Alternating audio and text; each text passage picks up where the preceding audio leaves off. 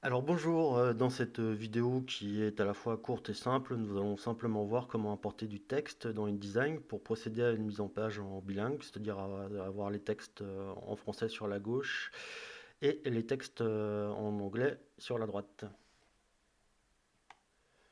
Donc je crée une page A5, hein. Alors ce qu'il faut surtout décocher, c'est le bloc de texte principal. Ça, il faut le décocher pour que le texte ne soit plus lié. Donc on va dans les gabarits. Je crée deux blocs, enfin un bloc sur chaque page. Je lui attribue un contenu texte. Ça c'est important, il faut penser à attribuer du contenu pour que ça marche bien. Donc voilà, pareil sur la page de droite. Hop, mon contenu texte. Ensuite, j'ajoute deux pages dans mon document. Je vérifie que les gabarits sont bien liés quand même.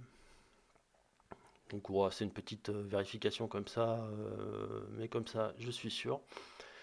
Et ensuite, je n'ai plus qu'à glisser mon texte en appuyant sur enfin sur la touche Shift enfoncé, hein, c'est la touche majuscule, et ça va s'importer automatiquement.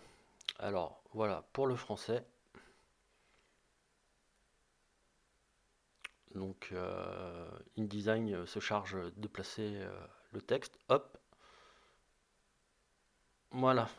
Toutes mes pages en français donc sont sur les pages de gauche. Et bah, bien évidemment, je fais pareil pour les pages en anglais. Donc voilà, c'est tout simple à faire, mais bon, c'est sûr que des fois, quand on n'est pas confronté au problème, on peut se poser la question de comment faire. Voilà, et bien, je vous remercie pour avoir visionné la vidéo.